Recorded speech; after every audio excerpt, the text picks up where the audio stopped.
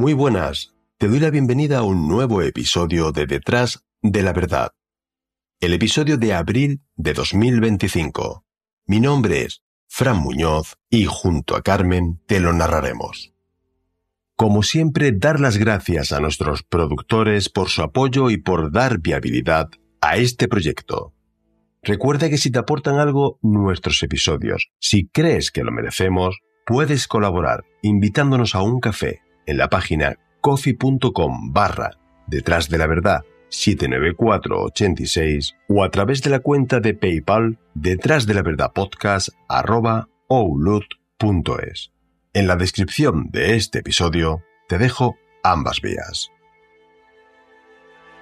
Hoy, antes de comenzar, estoy muy contento porque tengo que recomendarte un excelente proyecto que prácticamente acaba de nacer y que está dando sus primeros pasos, de un amigo y podcaster muy querido para nosotros, como es Alberto, más conocido como Papá Friki. Se trata del podcast Ángeles Custodios, que rinde en cada episodio un sentido homenaje a aquellos miembros de las fuerzas y cuerpos de seguridad de España que han dado su vida en acto de servicio en el cumplimiento del deber que juraron cumplir. Son episodios muy cortitos de 10-15 minutos que te tengo que recomendar porque estoy seguro que te van a encantar. En la descripción de este episodio te pondré el enlace de Ángeles Custodios para que lo sigas y le des tanto apoyo y cariño como nos has dado a nosotros. En el episodio de hoy nos trasladamos hasta La Felguera, una parroquia perteneciente al concejo asturiano de Langreo, con unos 20.000 habitantes.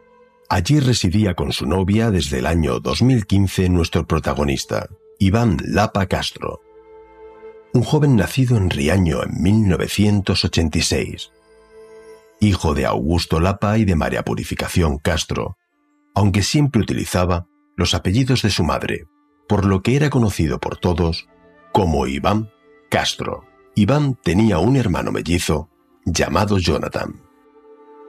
Quienes conocían a Iván le definían como un joven muy extrovertido, algo rebelde y muy cariñoso. Le encantaba el kickboxing, pero su verdadera pasión eran los coches. Trabajó de mecánico durante unos años en el Bango Racing Cars, un conocido club automovilístico de Langreo, por lo que estaba continuamente viajando los fines de semana por toda la geografía española y por el extranjero en diferentes carreras automovilísticas. Para Iván era su pasión y disfrutaba de su trabajo. Pero en el año 2009, una noticia le cambiaría por completo la vida a Iván.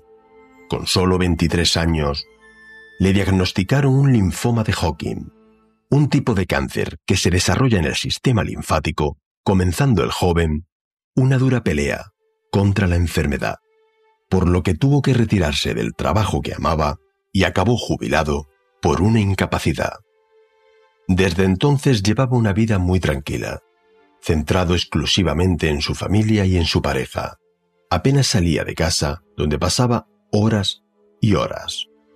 El 7 de diciembre del 2017 eran las 6 de la tarde, cuando entró en su garaje sito en el número 8 de la calle Ingeniero Fernández Casariego, una cochera de solo 12 plazas muy próxima a su vivienda. Iván no podía sospechar que unos minutos más tarde iba a ser ejecutado fríamente.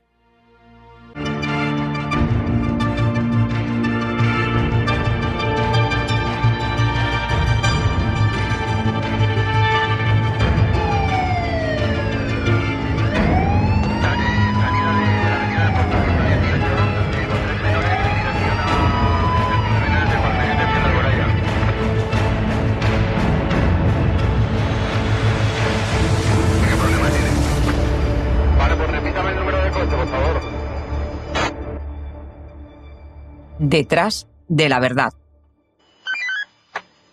Un recorrido por la historia negra de nuestro país.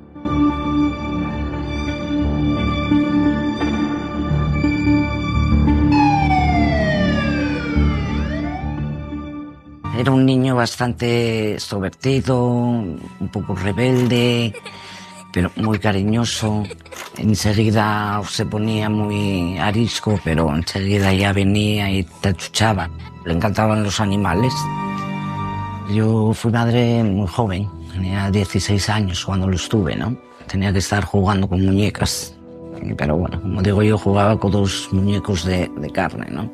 ¿Y los hermanos mellizos cómo se llevaban? Bueno, ahí un poquillo rebeldes. Se querían muchísimo, no pasaban el uno sin el otro.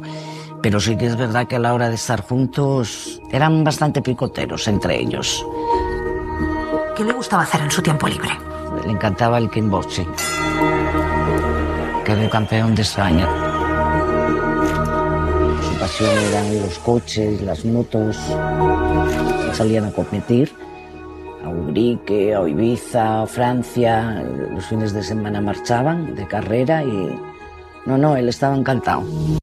Un día estaba yo de descanso y estábamos comiendo y me dijo, mamá, dice, mira que me salió aquí en la garganta. Y giró así y salía como un bultín.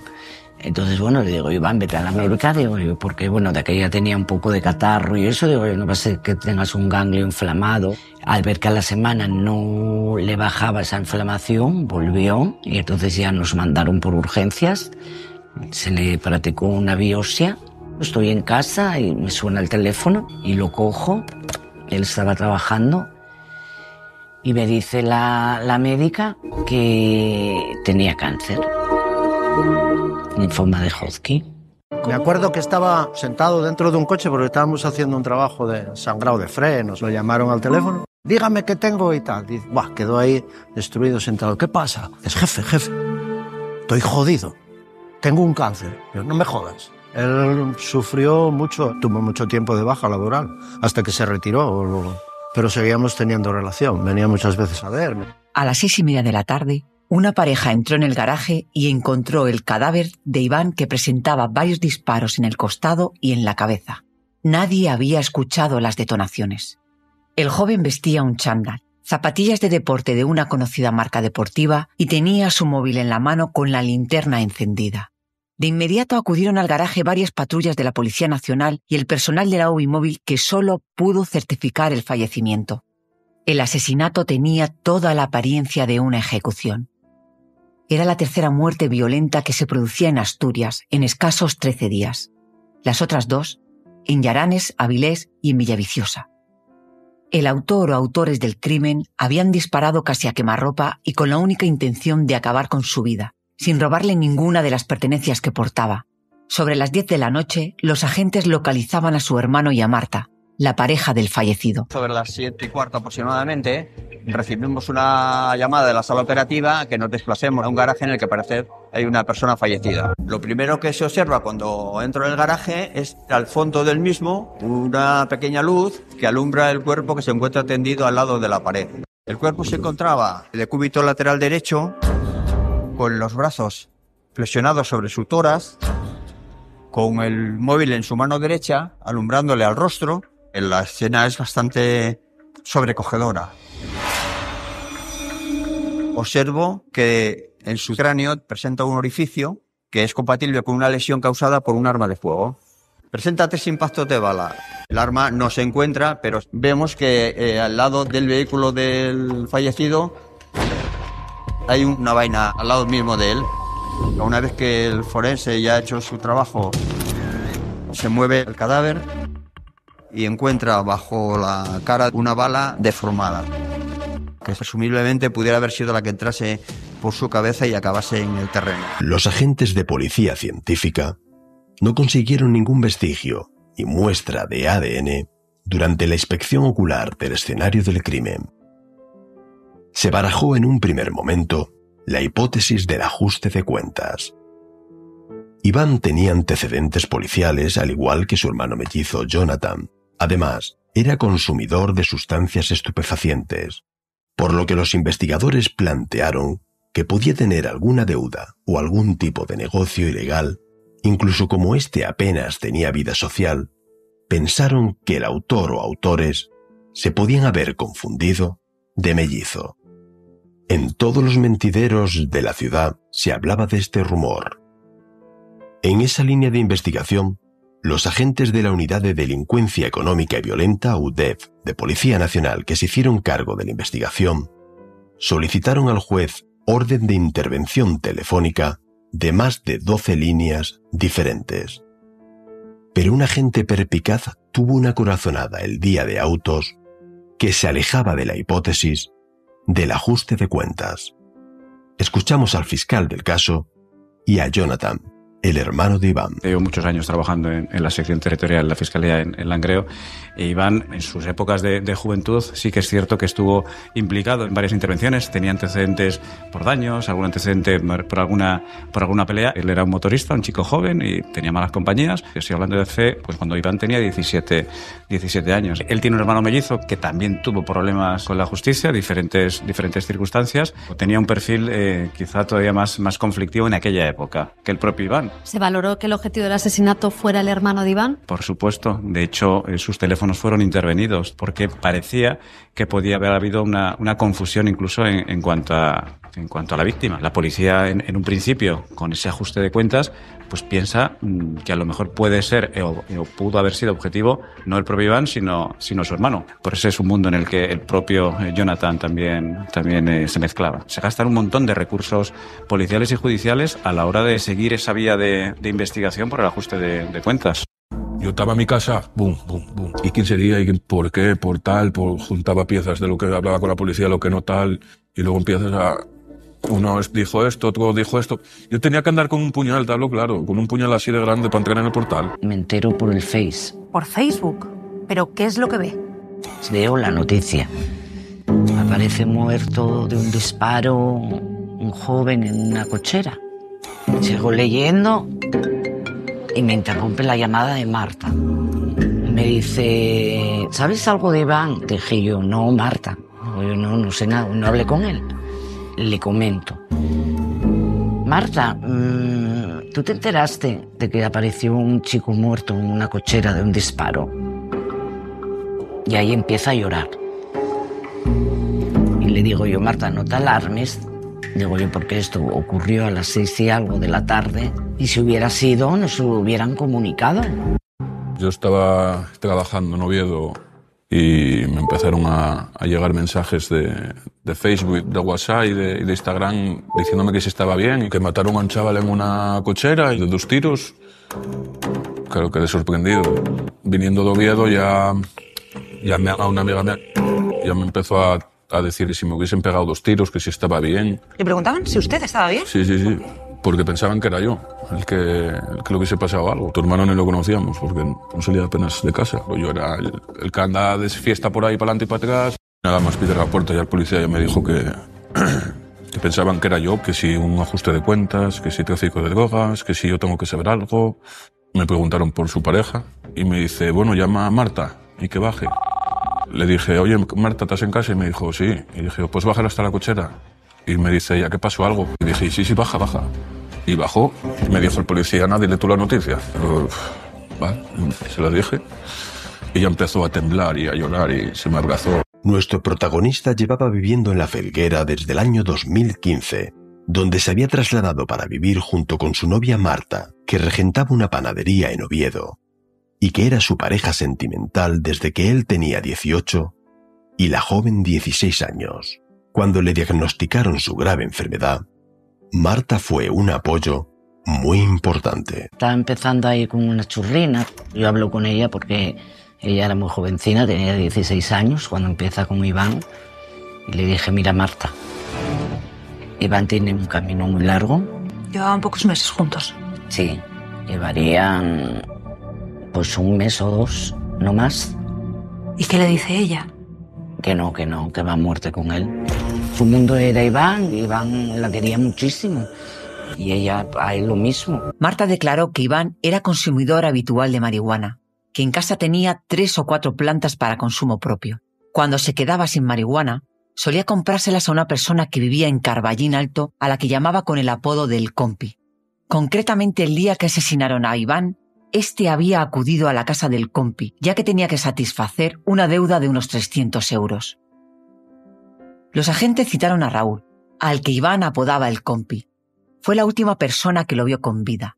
Declaró ante los agentes que Iván había acudido a su casa el día que lo asesinaron para pagarle una cantidad que le debía por marihuana y que estuvieron juntos desde las 3 de la tarde hasta aproximadamente las 6 menos cuarto, hora a la que Iván se fue. Raúl no salió de su domicilio tras la marcha de su amigo en toda la tarde. Todas las gestiones de investigación hacia él fueron negativas y fue descartado como posible autor del asesinato por los investigadores.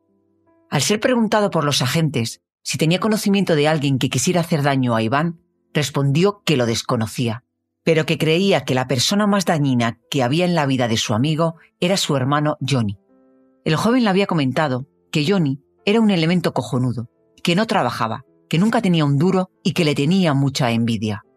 A pesar de ello, no creía que le hubiera hecho daño a su hermano. En el tanatorio, la madre de Iván se sorprendió cuando Marta le dijo que estaba embarazada de su hijo, algo que resultaba imposible, ya que éste, después de uno de los tratamientos de quimioterapia, había quedado estéril. De hecho, cuando el enterrador se puso a cerrar, tuvimos que sacarla, que se quería meter en la caja con él. En el tanatorio le dejó un escrito en el libro de condolencias. Cariño, se acabó mi vida sin ti. Espero por lo menos haberte hecho feliz en nuestro camino juntos. Te amo, siempre juntos. Gracias por todo. Nunca te olvidaré. Marta. Tu Cosmina, que la llamaba. Y me dice que está embarazada de Iván. Reaccioné diciendo que no puede ser, porque cuando le hicieron lo de la quimio, ya le dijo el médico, el hematólogo, que iba a quedar estéril porque era la más fuerte que había. 2 días después del crimen, Marta recogió sus enseres del piso donde vivía con Iván y se marchó de la Felguera para vivir en Oviedo. Bloqueó los contactos de la familia de Iván y poco a poco fue evitando cualquier contacto con ellos. El extraño comportamiento de Marta se une al instinto de uno de los agentes de Langreo, con una experiencia de más de 21 años de servicio que estuvo presente en la escena del crimen y al que le extrañó el comportamiento de la joven. Cuando le comuniqué que Iván estaba muerto, comenzó a temblar de forma exagerada. Se abrazó a su cuñado Jonathan, pero no le caía ni una sola lágrima.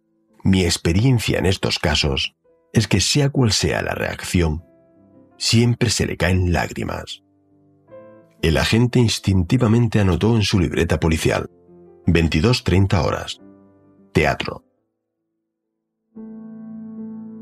Escuchamos a Mariano Pérez, un amigo de Iván que compareció ante los agentes de la UDEF porque estaba sorprendido por la actitud y los comentarios de Marta. Pues está ya en la cochera, no me contestó y yo ahí ya me pareció raro. Y que a la cochera entré y ahí estaba el hermano y Marta. Y bueno, más policías allí. Se tira a llorar encima de mí, quién fue, esto es imposible. Y ella daba más que nada daba voces. Luego a los 20 minutos ya empezó a echar la culpa a más gente. ¿A quién culpaba ella en ese momento? Culpó a media Cuenca. Como fumaba 4 porros de marihuana, pues ya era un delincuente. La semana la metí en casa con mi madre y eso, y delante de mi madre que si era maltratada, que si Iván le pegaba, que si Iván la amenazaba, y a mí no me cuadraron las cosas porque si tanto quieres ser una persona y tanto lloraste, al día siguiente no lo estás diciendo esas cosas, ¿eh? ¿Usted lo compartió con los investigadores? Sí, sí. En el momento que vi la jugada que me pareció rara, fui y lo dije. Los investigadores verificaron que 6 años antes del asesinato, Marta había denunciado a Iván por malos tratos, imponiéndole a el juez una orden de alejamiento.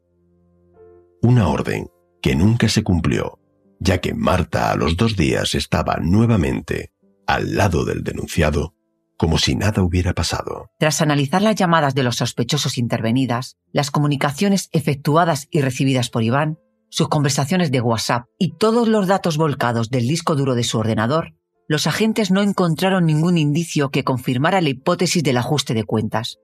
Por lo que las investigaciones de la UDEF se centran en Marta y solicitan e investigan las llamadas y WhatsApp de esta. Comprobaron que Marta había rehecho su vida y tenía una relación con un taxista 15 años mayor que ella llamado Nelson, un portugués con nacionalidad española, mantenían esta relación oculta desde hacía más de un año. Solo un mes después de la muerte de Iván, con el que había compartido 12 años de su vida, Marta y Nelson pasaron juntos un fin de semana en Toledo.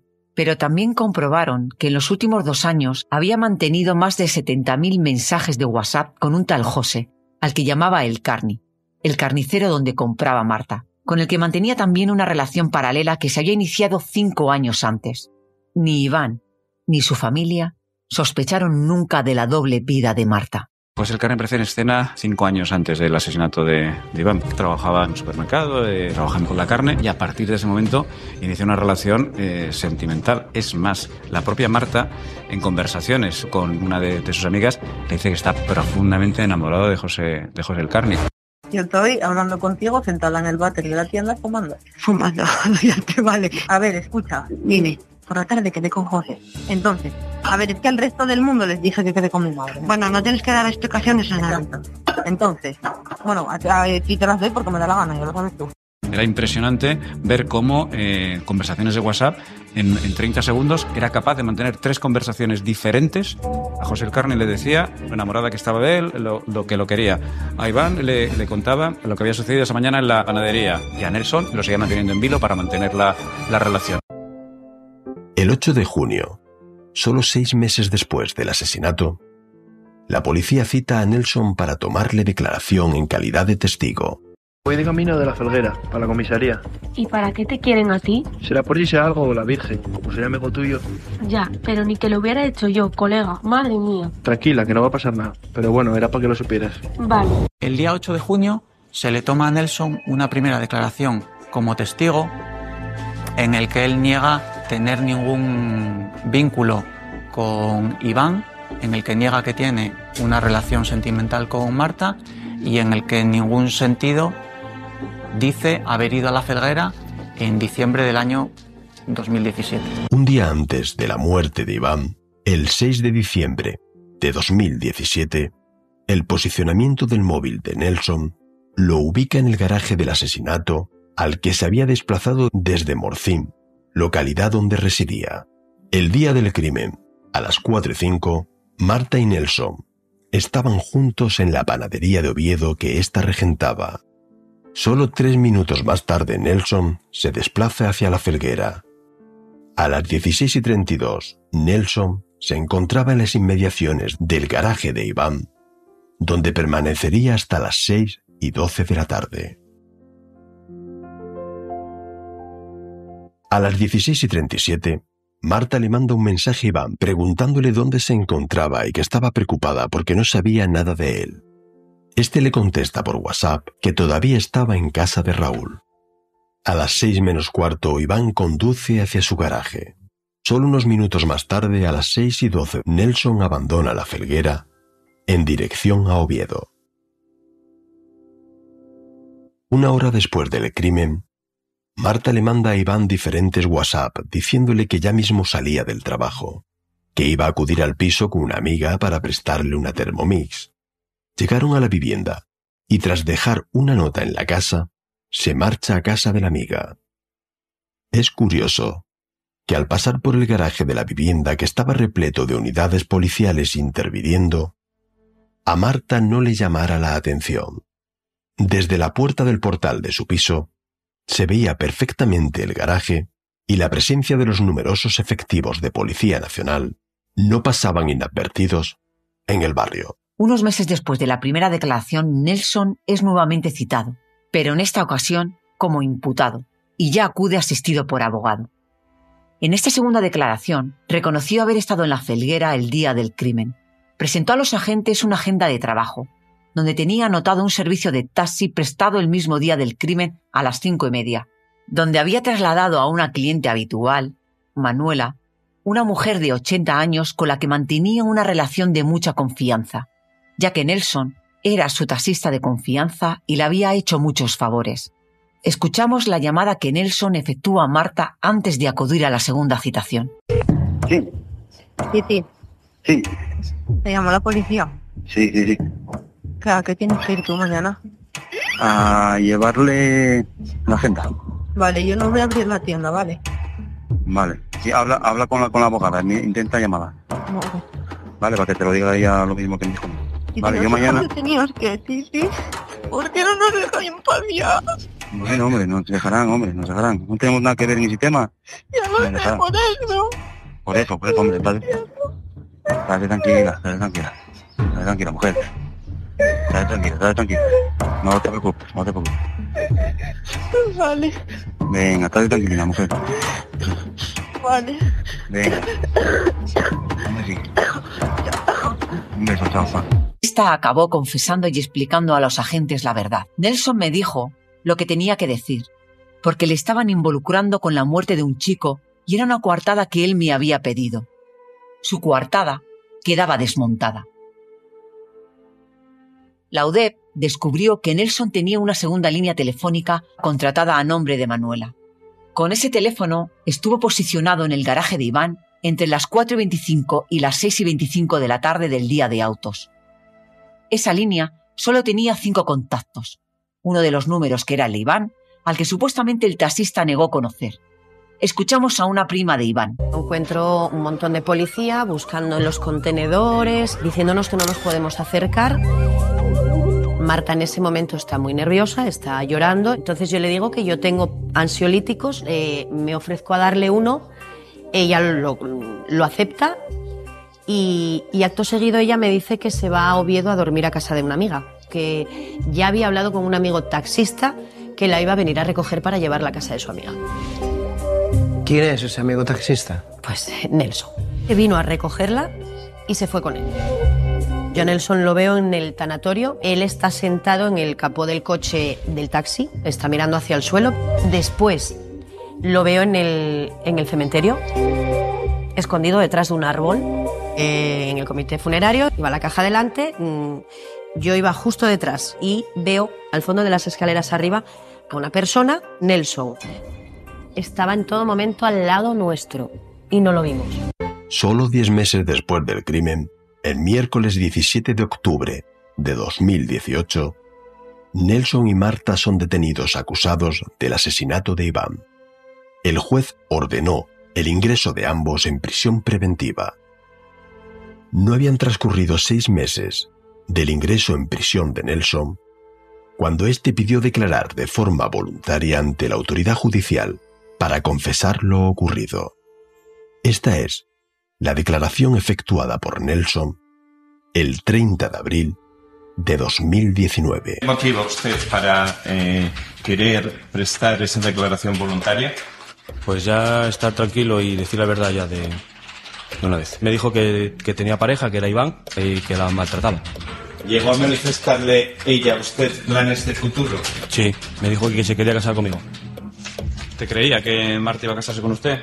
Sí, a pies juntillas. ¿Marta le manifestó que estaba embarazada? Sí, en el mes de noviembre fue.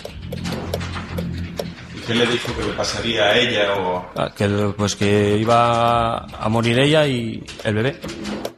Sí, porque se le iba a notar el embarazo. Y entonces, al no poder tener él hijos, lo último ya que la gota ya que como el vaso, como quien dice, fue una vez que me enseñó una bala. Que le hubiera dicho él, Iván, a Marta, que una bala como esa sería la próxima para ella.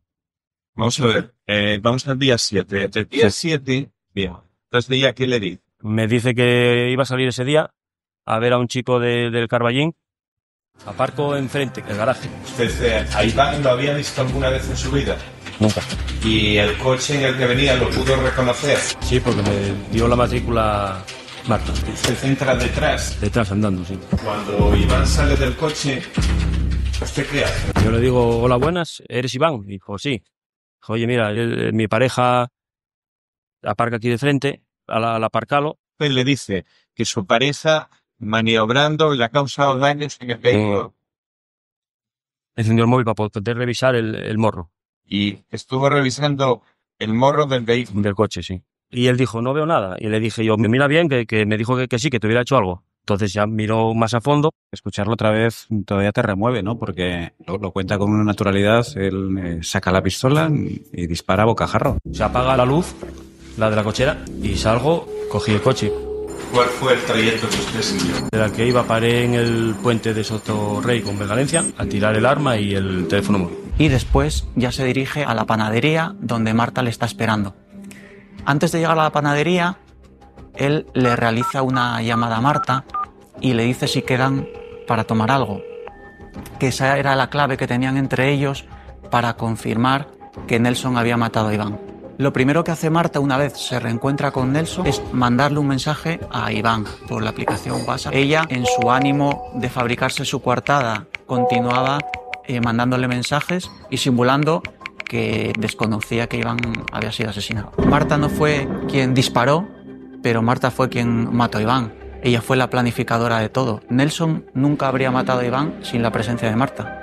Su confesión vino motivada al enterarse de una carta escrita desde la cárcel por Marta dirigida a su amante el Carney. En ella le escribía: «Te echo muchísimo de menos, es horrible no saber de ti. Me acuerdo de cada uno de los momentos que viví contigo porque solo contigo era feliz. Siempre fuiste y serás lo mejor de mi vida. Te quiero mucho». Para Nelson supuso un shock conocer cómo había sido utilizado como un mero instrumento en manos de Marta para acabar con la vida de su novio. No había ninguna duda de que Marta fue la autora intelectual del asesinato. ¿Y cómo conoce usted a Nelson? Lo conozco en el año 2016. ¿Y cómo fue la relación entre Nelson y usted? Al principio superficial. Después sí que hubo una relación de amistad. Y finalmente se convirtió en una relación sentimental. ¿Él sabía que usted tenía a Iván como pareja? No, al principio no. ¿Luego lo supo más tarde? Sí, hubo un día que estaba un poco hecha polvo y se lo acabé contando. ¿Que le conté que porque había tenido problemas con Iván. ¿Nelson tuvo conocimiento de que Iván la maltrataba? Al principio no, pero después se lo acabé contando, sí. Marta se dedica plenamente a convencer a Nelson de acabar con la vida de Iván, de 3 meses antes de la muerte. Y ahí es cuando Marta le dice que es una víctima de amenazas, de agresiones, que vive en un infierno. ¿Le dijo usted que tenía miedo de que Iván la fuera a matar? No. Eso no es verdad. No. ¿Le dijo usted a Nelson que usted quería casarse con él, con Nelson? Nunca, jamás. ¿Le dijo que esperaba un hijo suyo? Tampoco, eso es otra mentira. El jueves 7 de diciembre, ¿usted sabía que Nelson iba a ir a ver a Iván? Sí. Me dijo que iba a ir a hablar con él para decirle que teníamos una relación sentimental y que me dejase tranquila. ¿Y qué pasó luego? Solo me dijo que tuvieron un enfrentamiento y que se habían torcido las cosas. ¿Cuándo le dijo que había matado a...? Al día siguiente. ¿Por qué no la dijo? No dije la verdad porque no quería descubrir a Nelson. Por miedo de verme yo también implicada.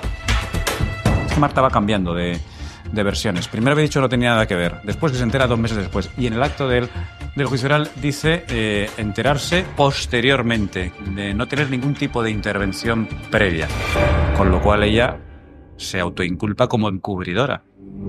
¿Conocía Nelson a Iván en persona? No. ¿Y podía entonces reconocerle o conocer su foto? Sí, claro, porque había visto fotos de él en mi móvil.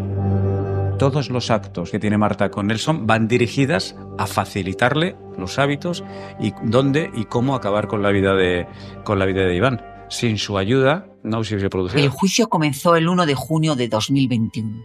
El jurado declaró probado que los supuestos amantes estudiaron los hábitos y rutinas de la víctima, que apenas salía de casa debido a su enfermedad. Marta fue condenada a 22 años de prisión como autora del asesinato. A Nelson le condenaron a 12 años al tener en cuenta un atenuante de enajenación mental transitoria. El fallo tuvo en cuenta que Nelson presentaba un trastorno mental transitorio relacionado con un enamoramiento obsesivo y un perfil de dependencia que mermaron sus facultades en el momento del crimen. Posteriormente, el Tribunal Superior de Justicia de Asturias elevó la pena inicial de Nelson de 12 a 15 años y ratificó los 22 años de condena a Marta. Eso lo que tuvo es un trastorno mental transitorio, un trastorno obsesivo compulsivo por limerencia y por una adicción a la figura de Marta. Digamos, una adhesión a la persona amada hasta un extremo, y este era el extremo para llegar a quitarle la vida a otra persona. Las defensas de ambos condenados interpusieron ante el Supremo varios recursos de casación, que fueron desestimados por sentencia de la Sala de lo Penal del Alto Tribunal. Pues esa es la pregunta que yo me he hecho durante muchos años y al final le dije al jurado que no intentaran entenderla, porque ni yo mismo la había entendido. No sé el motivo. Siempre me pregunto el por qué, más que le doy vueltas a la cabeza, más es que no lo hay.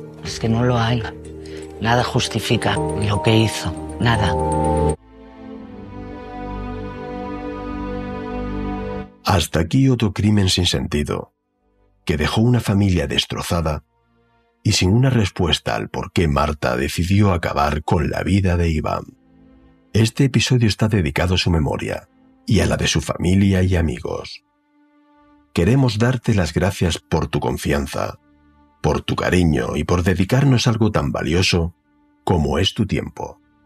Si te ha gustado este episodio, no olvides compartirlo con tus amigos. Danos un me gusta y déjanos algún comentario, algo que para nosotros es muy importante para dar visibilidad a este podcast. Antes de finalizar, queremos mandar un fuerte abrazo a todas y todos los integrantes de nuestro grupo de Telegram, al que te invito a que te unas si no lo has hecho ya. En la descripción del episodio te dejo el enlace. Te mandamos un fuerte abrazo y te emplazamos como siempre para el primer lunes del próximo mes. No sin antes recordarte que no te olvides de intentar ser feliz.